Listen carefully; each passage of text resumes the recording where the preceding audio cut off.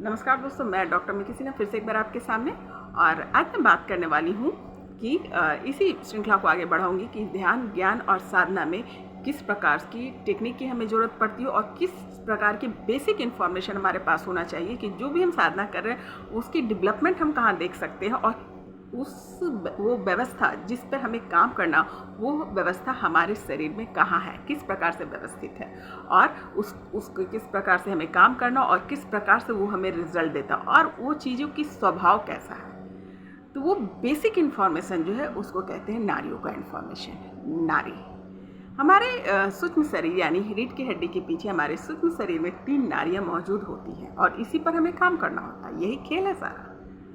तो वो 3 नाड़ियाँ होती हैं, इंगला, पिंगला और सुषुम्ना। इसे और भी नाम से जाने जाते हैं, चंद्र, सूर्य नाड़ी के नाम से जाना जाता है और तीसरा यमुना, गंगा और सरस्वती, इन नामों से भी उनको जाना जाता है। अब मैं जरा थोड़ा सा एक्शन में बता देती हूँ। चूँकि मैं रिकॉर्डिंग पे हूँ तो आप अपोजिट साइड से इसको फील कर पा सकते हैं। ये जो मेरा हाथ है, अकॉर्डिंग टू मी ये राइट हैंड है, राइट साइड है और according to this my left. तो अकॉर्डिंग टू माई सेल्फ ये लेफ्ट साइड जो है इसको कहते हैं चंद्र नाड़ी या इंगला नाड़ी या यमुना। और दाहिनी साइड से जो हमारे नासिका से जो जुड़ी हुई होती है वो होती है पिंगला, सूर्य या गंगा। और तीसरा जिसे सुषुम्ना नाड़ी कहते हैं और उसे सरस्वती के नाम से भी जाना जाता है, यानी गंगा, यमुना, सरस्वती। गेटिंग? नाम से क्लियर हो गया कि अगर कहीं अलग अलग जगह पर अगर आप नाम सुन रहे हैं तो कन्फ्यूज़न मत होइएगा, कन्फ्यूज़ होने की ज़रूरत नहीं है। इसे इस तरीके से पुकारा जाता है। अलग अलग किताबों में अलग अलग तरीके से नाम दिए जाते, लेकिन बेसिक यही होता है। अब आते हैं कि इसका काम क्या और किस प्रकार से ये हमारे अंदर चल रहा होता है और इसके लिए हम सजग नहीं होते हैं। हम चाहे या ना चाहे ये प्रक्रियाएँ हमारे यहाँ अंदर चल रही होती है। तो हम हमेशा हमें क्या लगता है, हम जिंदा हैं क्योंकि हम सांस ले रहे हैं, है ना। और कभी आपने गौर किया है कि सांस लेने की जो प्रक्रिया है, क्या इसकी प्रक्रिया कैसे चल रही होती है? चंद्र नाड़ी यानी लेफ्ट साइड और सूर्य नाड़ी यानी राइट साइड कभी भी जो है ये लगातार एक जैसा नहीं चलते। कभी चंद्र नाड़ी आपका एक्टिव होता है, कभी सूर्य नाड़ी, यानी कभी आपके इस नाक से आपकी वायु निकल रही होती है और कभी इस नाक से, मतलब कंटिन्यूअसली जो है दोनों नहीं चलता। जब यही दोनों चलने लगे, दोनों नाक से अगर आपका चलने लगा तो इसका मतलब आपका सुषुम्ना एक्टिव है। यानी जब लेफ्ट साइड का आपका सांसें वहाँ से चल रही है तो आपका जो चंद्र नाड़ी एक्टिव है और राइट हैंड साइड से चल रहा है तो उसे कहेंगे कि सूर्य नाड़ी आपका एक्टिव है। अब इसकी टाइमिंग क्या होते हैं, ऐसे अपने अपने शरीर और बहुत के स्वभाव के अनुसार इसके टाइमिंग थोड़े आगे पीछे हो सकते हैं, पर मोरलेस क्या होता है कि 1 घंटा जो है आपके बाएं नासिका से आपकी सांसें चल रही होती है और 1 घंटा आपके दाएं से। और यही जब दोनों शिफ्ट हो रही होती है तो 2-3 मिनट का ही खेल होता है, 2 से 3, 4, 5 जो भी उसी का खेल होता है, उसी समय बस सुषुम्ना एक्टिव होती है। यानी जब शिफ्टिंग का टाइम होता तो सुषुम्ना एक्टिव होती है। अब देखिए मेरे दोस्तों, अब चंद्र नाड़ी क्या और सूर्य नाड़ी क्या, इसके स्वभाव क्या होते हैं कि अगर चंद्र नाड़ी चल रही है आपकी तो आपका उस समय भाव क्या रहेगा, उस समय आपका बिहेवियर क्या रहेगा, और सूर्य नाड़ी चल रही होगी तो उस समय आपका बिहेवियर क्या होगा। इसी से आप आइडेंटिफाई कर पा लीजिएगा कि इसको बैलेंस रखना कितना ज़रूरी है। और अगर ये बैलेंस हो गया तो क्या कमाल की, यही हमारा अध्यात्म है। अब आते हैं कि जब आपकी चंद्र नाड़ी एक्टिव रहेगी तो आप क्या होंगे, आप एकदम से शांत होंगे, अंतर्मुखी हो जाओगे ऑटोमेटिकली, है ना। उस टाइम में आपको अंतर्मुखी हो जाइएगा, शांत हो जाइएगा, लेट जाइएगा या फिर विचारों में इन्वॉल्व हो जाइएगा या उसी से रिलेटेड काम करने लगिएगा जो उस विचार से रिलेटेड काम है। शांत हो जाइएगा, धीर हो जाइएगा, गंभीर हो जाइए, लाइक दैट। और इस समय विवेकवान, जब चंद्र नाड़ी चलती रहती है तो आप एकदम विवेक आपका जागृत रहता है। उस समय जो है जो भी आप डिसीजन लेते हैं, जो भी बात करते हैं, बहुत विवेकशील करेंगे। और जब आपकी सूर्य नाड़ी एक्टिव होती है तो उस समय आप बहुत उत्साहित रहेंगे, चंचल रहेंगे, शौर्यवान रहेंगे। आपके चेहरे पे अचानक से बहुत तेज लगेगा, एक्टिवनेस लगेगा, उत्साहित रहेंगे, लगेगा कि सब काम जो है तेज़ी से आप कर रहे हैं। ऑटोमेटिकली आपको लगेगा कि मैं बहुत एक्टिव फील कर रहा हूँ। और ये दोनों खेल किसका होता है, आपकी नाड़ियों में जो वो सांसें चल रही है, जिस नारी से चलेगी उसी प्रकार का आप बिहेव करेंगे। अब इन बैलेंसिंग का क्या गेम है यहाँ पे देखिए, अगर चंद्र नारी आपका अगर बहुत ज़्यादा एक्टिव, मतलब मान लो कि 1 घंटा से ज़्यादा 2 घंटा चल रहा है, 1.5 घंटा चल रहा है, अगर ज़्यादा हो गया और आपकी सूर्य नारी धीमी चल रही है, तब क्या होगा, आप डिप्रेशन के शिकार हो सकते हैं, अंतर्मुखी होते चले जाएंगे और आप डरे हुए रहेंगे, सहमे हुए रहेंगे, इस तरीके का व्यवहार होने लगेगा।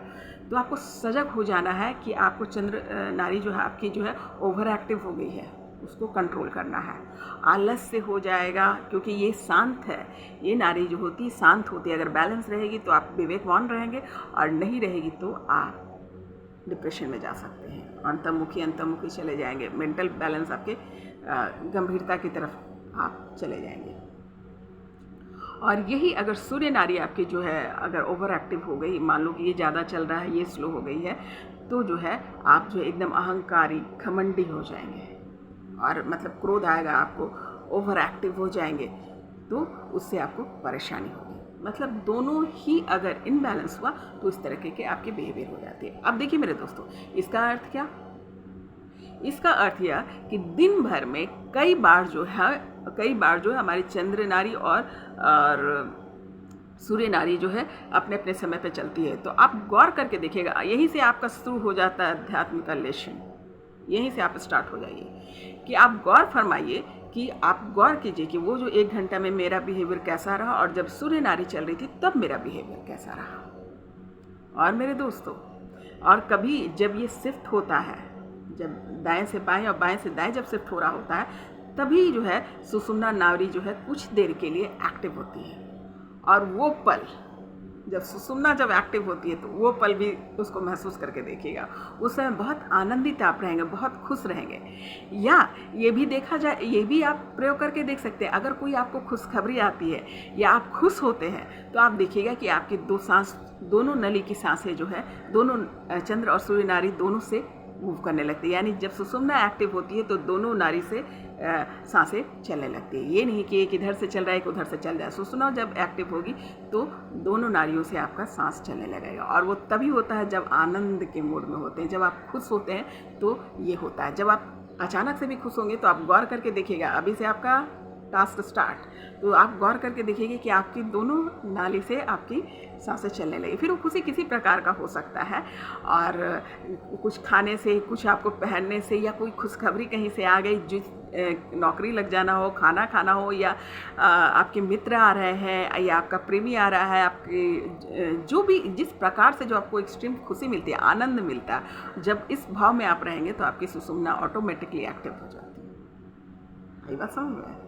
और यही कारण है कि ये शिव शक्ति को भी मैं यहाँ ले लेती हूँ, क्योंकि जब शिव शक्ति साथ में रहते हैं तो कहते हैं ना, शिव शक्ति साथ में रहते हैं तो उनकी स्पिरिचुअल डेवलपमेंट क्यों होते हैं, है ना। स्पिरिचुअल आनंद ही हमारा खोज है ना, आनंद ही हमारा खोज। और आनंद हमको किससे मिलता है, जब हमारी सुषुम्ना नाड़ी एक्टिव है। तो आप सोचिए मेरे दोस्तों कि आप कुछ पल के लिए आनंदित होते हैं, कुछ पल के लिए खुश होते हैं, जब आपको वो या तो वो एक्टिव स्वयं से एक्टिव होता है, या फिर कोई आनंद वाली जो चीज़ें आपको मिलती है तो आप वहाँ पर खुश होते हैं। जैसे सेक्स भी जब आप कर रहे होते हैं, जो आनंद का आप अनुभव करते हैं, उस समय भी जो है सुषुम्ना नाड़ी एक्टिव हो जाती हैं। वो जो है दोनों, आप गौर करके देखिए कि आपके दोनों नासिका से जो है वो सांसें आपकी चलने लगती है। यही कारण है कि उस समय आप आनंद का महसूस करते हैं, क्योंकि सुषुम्ना नाड़ी आपकी एक्टिव होती है। कितनी बड़ी बात ना। अब देखिए कि शिव शक्ति या फिर ट्विन फ्लेम्स आपस में रहते हैं तो उनके स्पिरिचुअल डेवलपमेंट क्यों होते हैं, क्योंकि सुषुम्ना नाड़ी का ही एक्टिव होना, सुषुम्ना नाड़ी पे ही हमें काम करना होता है, और यही हमें आनंद तक पहुंचाता है। तो जब ट्विन फ्लेम आपस में मिलते हैं तो मैक्सिमम टाइम वो खुश रहते हैं। अगर किसी बात पे उनके झगड़े भी हो गए, लेकिन अंदर की जो सेम एनर्जी के होने के कारण जो उनका आनंद है एक दूसरे से मिलना, जो खुशी है, उसकी वजह से सुषुम्ना नाड़ी एक्टिव हो जाती है। तो एक्टिव होने की वजह से, आपके आनंद की वजह से क्या है कि सुषुम्ना का अर्थ ही होता है, मैं जरा इसे भी समझा दूँ, सुषुम्ना का अर्थ होता है कि सुख मन, वो मन जो सुख को प्राप्त करे, आनंद को प्राप्त करे, उसको सुषुम्ना कहते हैं। तो उस सब जब शिव शक्ति या ट्विन फ्लेम्स आपस में मिलते हैं तो क्या होता है, सुषुम्ना नाड़ी मैक्सिमम टाइम एक्टिव रहती है ना। बहुत बड़ी बात ना। आप चाहे केवल आप उस एनर्जी में ही प्रेजेंस रहेंगे तो इसी कारण यही तो आनंद है और यही तो अध्यात्म है। जब शिव शक्ति साथ में रहते हैं तो उनकी सुषुम्ना नाड़ी एक्टिव रहती है और ये बहुत आसान तरीका होता है कि उनके चक्राज का खुलना, उनके चक्राज का ऊपर होना और एनर्जी का भी ऊपर जाना, है ना। कितना आसान तरीका है कि सिर्फ मिलने मात्र से जो है, आप उसको फील मात्र से जो आपकी सुषुम्ना नाड़ी जो है एक्टिव हो जाती है और आपकी ऊर्जा कुंडली जो है ऊपर जाने में उनको जगह खाली हो गया तो ऊपर कुंडली ऊपर चली गई, चक्राज को भेजते हुए चली गई और आपके कुंडली और चक्राज सब ओपन हो गया और आप आनंद में हैं। तो ऑब्वियस है कि बहुत सारी जो आपके ब्लॉकेज हैं ऑटोमेटिकली वो खुलते चले जाएंगे। तो ये राज है, ये इसके मुख्य कारण यही है। इसीलिए कहा जाता है कि शिव शक्ति या ट्विन फ्लेम्स होते हैं तो उनकी स्पिरिचुअल डेवलपमेंट बहुत शानदार होती है। उसके रीज़न यही है कि उनकी ऑटोमेटिकली सुषुम्ना नाड़ी एक्टिव होने लगती है। बड़ी बात ना, बात समझ में आई। अब जो है कभी आप शिव शक्ति जो एक दूसरे से झगड़ा मत करना, कोशिश करना कि एक दूसरे के साथ रहें, एक दूसरे का के एनर्जी में रहें, ताकि जो है आपकी जो है आध्यात्मिक तरक्की ऑटोमेटिकली हो जाए। या फिर नहीं तो उसके सोच में रहो, आप उसके सोच में भी रहते हैं तो आपकी सुषुम्ना नाड़ी जो है एक्टिव रहती है। यही कारण कि बहुत बार आप देखेंगे कि एक मान लो शक्ति कर रही है और शिव जो है उनकी अचीवमेंट हो रही है। उसके रीज़न ये होते हैं कि वो सिर्फ शक्ति की सोच में हो या उसके फील्ड में रहने के कारण ही उनकी सुषुम्ना नाड़ी जो है वो एक्टिव हो जाती है, खुल जाती है और उनके चक्राज, उनकी कुंडली जागृत हो जाती है, उनके चक्राज भेज दिए जाते हैं। आई बात समझ में? तो बहुत बहुत बड़ी बात, इसको समझना बहुत ज़रूरी है। और अगर जो लोग शिव शक्ति नहीं भी है और मान लो शिव शक्ति अलग अलग भी रह करके अगर तपस्या कर रहे हैं तो भी, अब बात तो समझ में आ गई कि आनंद जो है यहाँ सुषुम्ना में ही छुपा हुआ हमारा आनंद। सुषुम्ना खुलेगी, हम आनंद को प्राप्त होंगे। क्लियर है ना। अब हमें करना क्या है कि क्या होता है कि इसकी वजह से जो हमें प्रैक्टिस करनी पड़ती है या फिर अध्यात्म में उतरना पड़ता है, ये कंटिन्यूसली क्यों नहीं होता। जब हमारे पास ये व्यवस्था है तो ये कंटिन्यूसली आनंद में हम कंटिन्यूसली क्यों नहीं रहते। अब उसके रीजन समझना जरूरी है कि क्यों सुसुप्त हुआ रहता है। सुसुप्त होने का कारण जो होता है वो एक तो प्रकृति का नियम होता है ना। प्रकृति के नियम ये होते हैं कि कुछ देर आपके जो है चंद्र नाड़ी चलेंगे, कुछ देर सूर्य नाड़ी चलेंगे और सुषुम्ना जो अपने टाइम पे खुलती रहेंगे। दूसरा ये होता है कि हमारा गलत खान पान, गलत विचार, प्रदूषण और अशुद्धि, विभिन्न प्रकार की अशुद्धियाँ हम अपने अंदर ले लेते हैं तो सुषुम्ना सुसुप्त हो जाती है, ब्लॉक हो जाती है। फिर वो अपने समय पे कुछ देर के लिए खुली और चली गई, मतलब उसका एक्टिवनेस ख़त्म हो जाता है। और फिर इसको एक्टिव करने के लिए हम क्या कर सकते हैं, एक तो इसका प्रकृति के नियम से, अध्यात्म क्या कहता है, आपके प्रकृति के नियम के बियॉन्ड जाना है। प्रकृति का नियम क्या कहता है कि थोड़ी देर ये चलेगी, थोड़ी देर वो चलेगी। प्रकृति के नियम के बियॉन्ड जाना यानी you have to do practice on it. कुछ एग्जाम्पल मैं दूंगी अभी जिससे आपको समझ में आएगा। उससे बियॉन्ड, प्रकृति से बियॉन्ड होकर के हमें जाना है। जैसे देखिए मेरे दोस्तों, इसके भी वहाँ पर प्रैक्टिकल वहाँ पर है, वहाँ पे उसके कारण है, वहाँ पे टेक्निक है, उसको आपको समझना होगा। अब पहले मैं इस पर बात ही कर लेती हूँ, फिर आगे बढ़ती हूँ। प्रकृति के नियम के बियॉन्ड क्या कि वो 1 घंटा ये चल रहा है, 1 घंटा वो चल रहा है और हमारे जो है गलत लाइफ स्टाइल की वजह से जो हमने उसे और बिगाड़ लिया है ना, या कर्मों की वजह से बिगड़ गया। तो हम इसको बैलेंस कैसे करें, मैं कुछ टेक्निक्स बताती हूँ, उसको पहले फॉलो करेंगे और उसके राज बताती हूँ। अब मान लीजिए मेरे दोस्तों कि जैसे आपका ब्लड प्रेशर का हाई होना ना, ब्लड प्रेशर आपके हाई हो गए हैं। आपको पता है मेरे दोस्तों ब्लड प्रेशर हाई कब होता है? अगर ब्लड प्रेशर हाई हो रहा है तो आप बहुत आसानी से अपने उंगलियों को नाक के पास लाएं और देखिए कि आपके जो सूर्य नाड़ी जो है वो बहुत ज़्यादा ओवर एक्टिव हो गई है। जब आपकी सूर्य नाड़ी ओवर एक्टिव हो जाती है तो आप ब्लड प्रेशर के शिकार हो जाते हैं। अब इसको ठीक कैसे किया जाए? जब हमें समझ में आ गया कि वो सूर्य नाड़ी की वजह से जो है मैं ओवर एक्टिव होने की वजह से हो गया, तो हम चाहें तो इसे तुरंत ठीक कर सकते हैं मिनटों में। अब कैसे? पहले हम ये कर सकते हैं कि अगर सूर्य नाड़ी से आपकी सांसें चल रही है तो आपने क्या करना है, उसके अपोजिट करवट बदल लेना है। करवट बदल लेने से क्या होगा कि ऑटोमेटिकली जो है ये नाड़ी शिफ्ट हो जाएगी चंद्र नाड़ी की तरफ। और शिफ्ट होने के बाद क्या होगा, अब वो सांसें जो है आपकी चंद्र नाड़ी से निकलने लगेगी। और चंद्र नाड़ी क्या होती है, शांत होता है, मानसिक वहाँ पर शांति होती है। तो धीरे धीरे देखिएगा कि ऑटोमेटिकली आपका ब्लड प्रेशर जो है नॉर्मल हो जाएगा। ये तो पहला तरीका हुआ कि आप करवट बदल करके थोड़ी देर 1-2 मिनट लेटिए, अपने आप ऑटोमेटिकली वो चेंज हो जाता है। आप एकदम प्रैक्टिकल करके देखिएगा। और दूसरा तरीका ये कि अगर मान लो कि सूर्य नाड़ी आपकी चल रही है और इसकी वजह से आपका ब्लड प्रेशर हाई दिख रहा है, तो आपने क्या करना है कि इसे बंद कर देना है और इस नाड़ी को एक्टिव करने के लिए, मतलब चंद्र नाड़ी को एक्टिव करने के लिए इसी से सांस लेना और छोड़ना है। देखिए ऐसे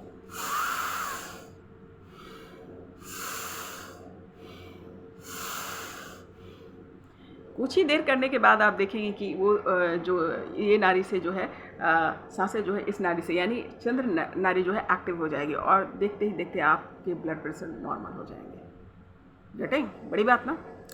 और इसी प्रकार से जो है आपके जब बहुत सारे जो आध्यात्मिक, जैसे बहुत सारे आपको मैं ये बताती हूँ कि गहरे ध्यान में लोग बोलते हैं समाधि लग गई, समाधि में बहुत आनंद सा महसूस होता है। वो आनंद कुछ और नहीं होता है, ये हमारी नाड़ियाँ जब बैलेंस हो जाती है, बैलेंस हो करके यानी जब हमारी नाड़ियाँ बैलेंस हो करके जो फ्लो करती है जब वहाँ से एनर्जी, तो वही एनर्जी जो आनंद का स्वरूप बन जाता है। क्योंकि पहले ही मैंने कहा सुषुम्ना मीन्स जो होता है आनंद, और उससे जब एनर्जी फ्लो करती है और तीनों नाड़ियाँ शुद्ध हो गई, एक बराबर चलने लगती है और जाकर आगे चक्र पे फ्लो होती है, तो वही आनंद हो जाता है, वही समाधि है।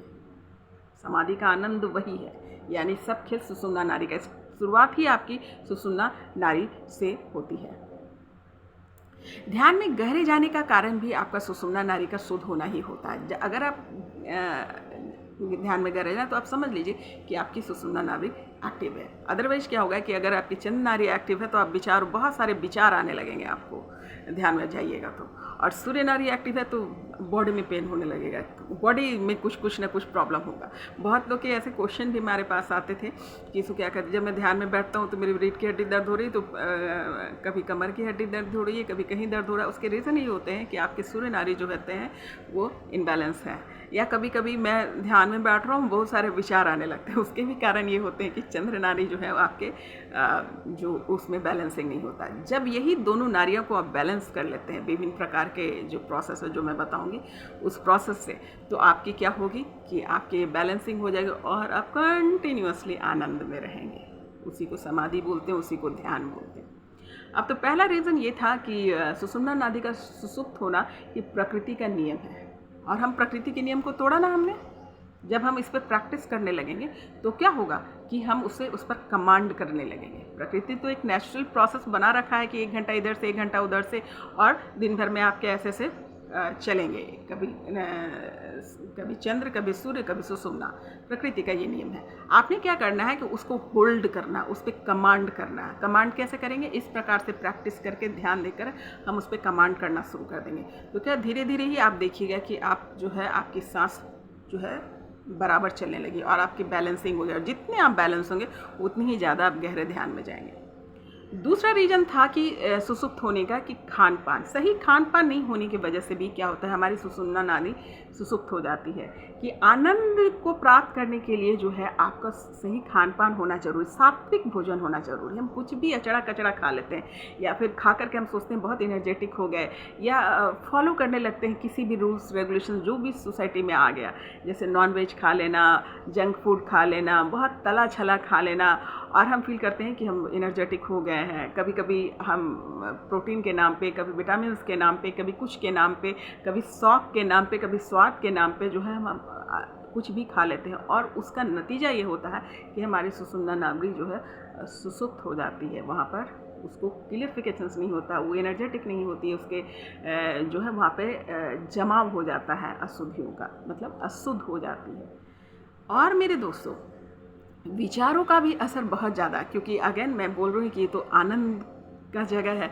तो जब भी हमारे विचार में गंदगी आती है, विचार में किसी के लोभ, ईर्ष्या, लालच, अहंकार, नफ़रत, इन सब चीज़ के भाव जब हमारे अंदर आते हैं तो सुषुम्ना नाड़ी सुसुप्त हो जाती है कि आनंद इन सब चीज़ों से मिल ही नहीं सकता। तो जब इस तरीके का व्यवहार हम करते हैं कि दूसरों का पैसा लूटना, मतलब इन सब गलत चीज़ें, गलत विचारों को रखना, किसी का बुरा कर देना, और खुद को अहंकार के साथ रखना, तो इन सब चीज़ों से क्या होता है, सुषुम्ना सुसुप्त हो जाती है। और आपने पता है कि ये सब इसीलिए सारे इमोशन पे काम किया जाता है। जैसे जैसे आपके इमोशन, सब इमोशन पे कमांड होते चले जाएंगे और आपके ब्लॉकेज इन इमोशन पे निकलते जाते हैं, सुसुम्ना एक्टिव हो जाती है। और जैसे जैसे वो इन सब चीज़ों से आप निकलते जाएंगे, आप आनंदित होना शुरू हो जाएंगे, है ना।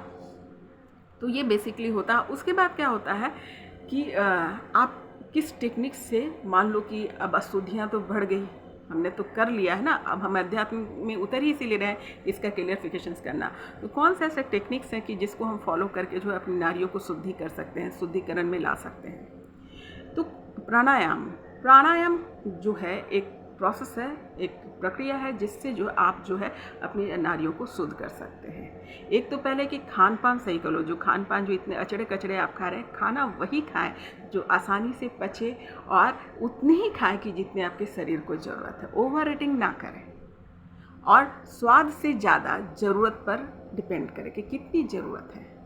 और जो है, अगेन मैंने पिछले वीडियो में बात किया है कि पानी वाले फल हैं, जो सात्विक भोजन है, उसके साथ जुड़े, इससे काम आसान हो जाएगा और क्या आनंद में आप रहेंगे।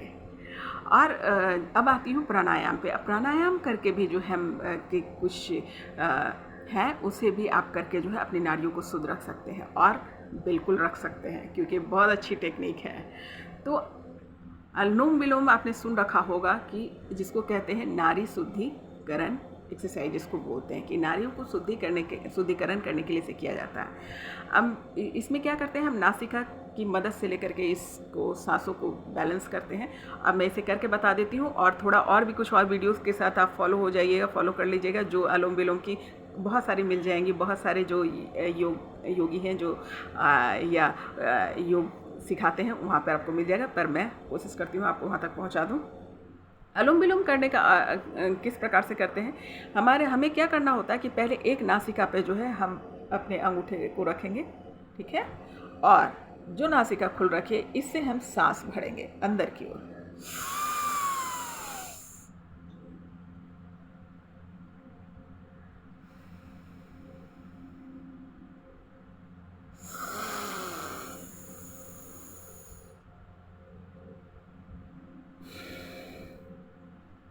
ये प्रक्रिया आपको कम से कम 10 से 15 मिनट आपको करनी है, इसे कहते हैं। और भी इसको गहराई से प्रैक्टिस देख लीजिएगा, कोई और वीडियो, मेरे भी वीडियो बने हुए हैं, और भी कई वीडियो पे आप देख लीजिएगा अनुलोम विलोम के एक्सरसाइजेस।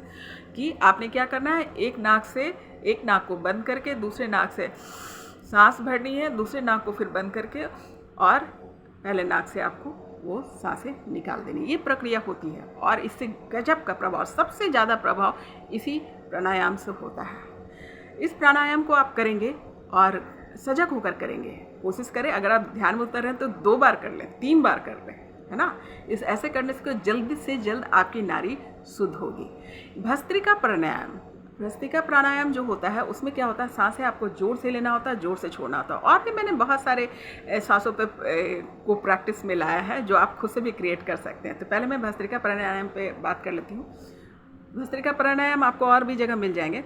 सांसों को जोर से लेना और जोर से छोड़ना, दोनों ही नासिका से।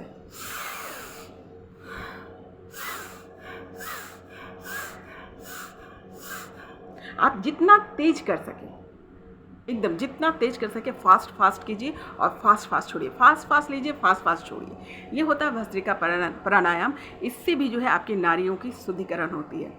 कपालभाति भी आप कर सकते हैं, उसमें भी आपको मदद मिलेगी। और एक और जो है मैं बता देती हूँ, जो मैंने ब्लड प्रेशर के लिए बताया कि अगर आपकी चंद्र नाड़ी चल रही है तो सूर्य नाड़ी में बदलना, तो कैसे करेंगे, उस एक्सरसाइज को भी आप कर सकते हैं सांसों पे। जैसे इसको बंद कर दिया और इसी नाक से सांस लेंगे और इसी नाक से छोड़ेंगे, नासिका से सांस लेंगे और इसी नासिका से छोड़ेंगे।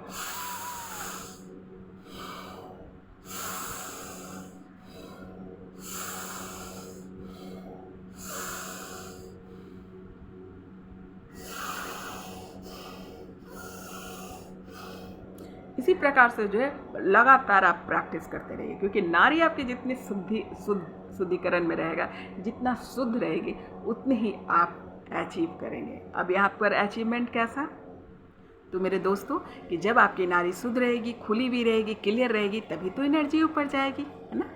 अगर बंद रहेगा, कचरा उसमें जमा रहेगा, तो कैसे कुंडलनी को जाने के लिए रास्ता चाहिए ना। क्योंकि ये सुषुम्ना नाड़ी जो है उसी के नीचे मूलाधार चक्र में जो कुंडलनी बैठी हुई होती है और उनका रास्ता जो है यही होता है।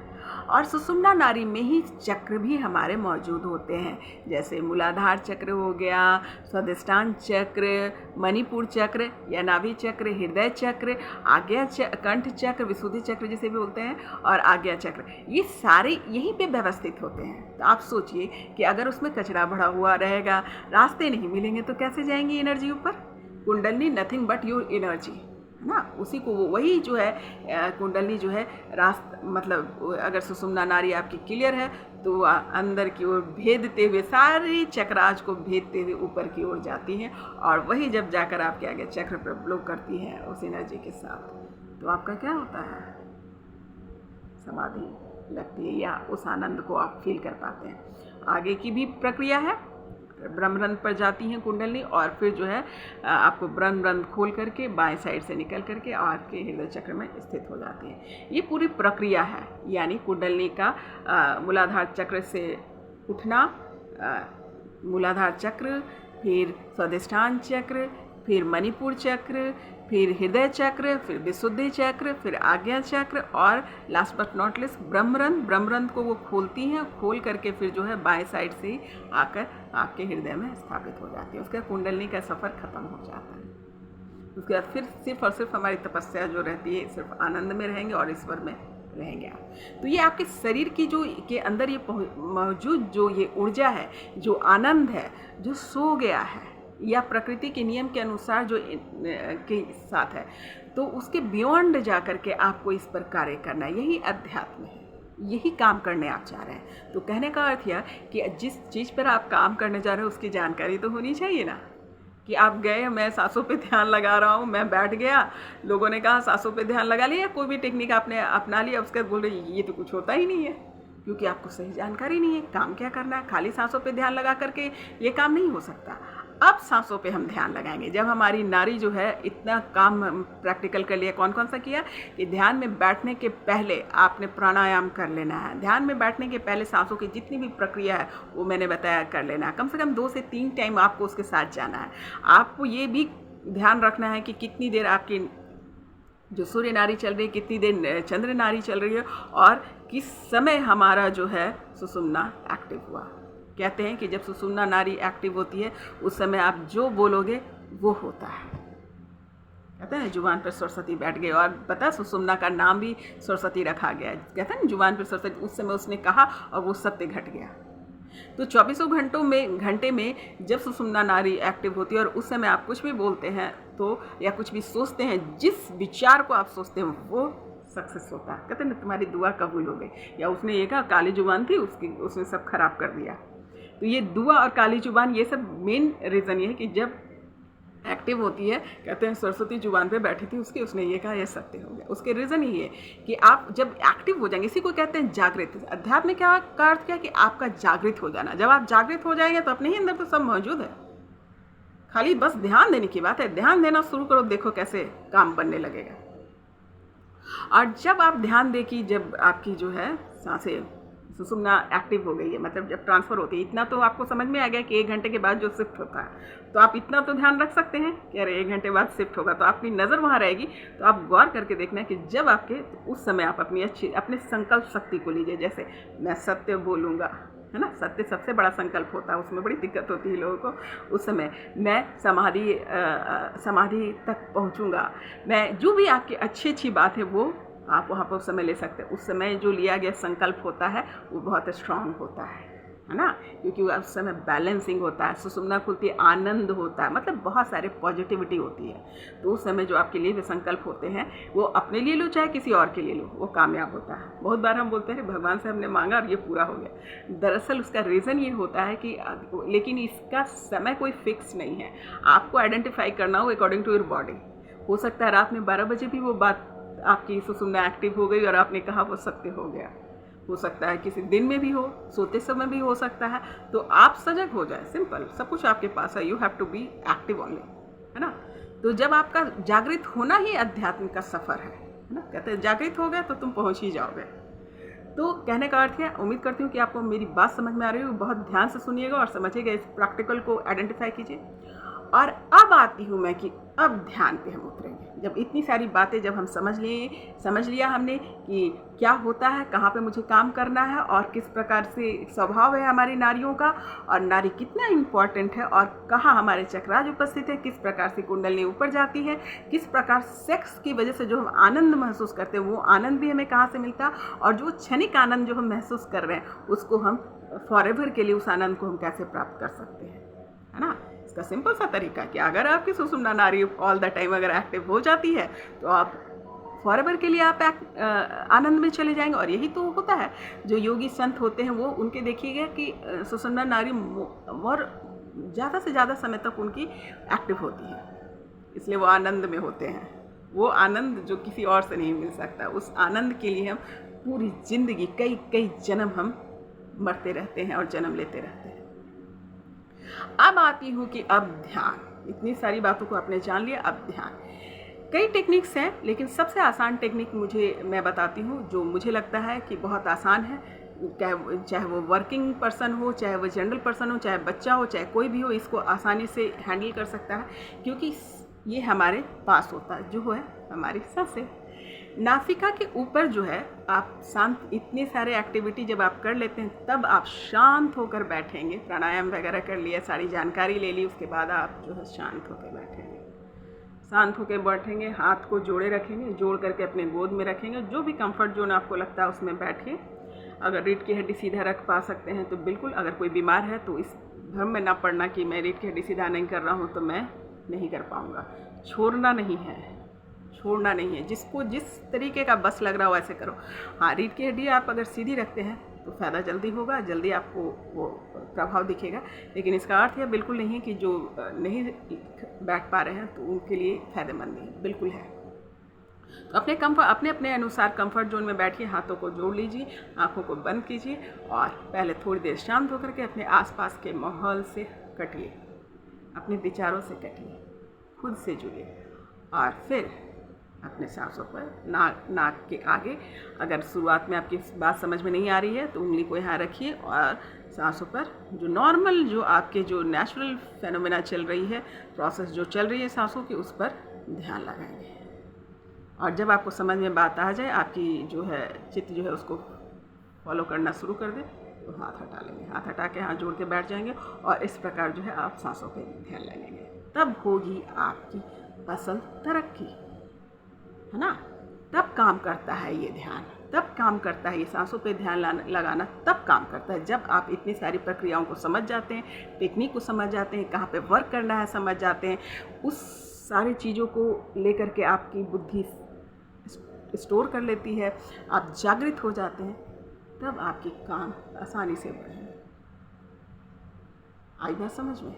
तो मेरे दोस्तों, इसलिए बहुत लोगों ने मुझे ये सवाल, बहुत दिनों से लोग पूछते हैं, या ऐसे भी मैं लोगों के बीच में भी जाती थी तो ये सवाल हमेशा आता था कि मैं तो सांसों पर ध्यान लगाता हूँ, मैं तो ये करता हूँ, पर वो फील मैं नहीं कर पाता, या क्या कर रहा हूँ समझ में नहीं आ रहा। उसके रीज़न यही होते हैं कि बेसिक इन्फॉर्मेशन उनके पास नहीं होता।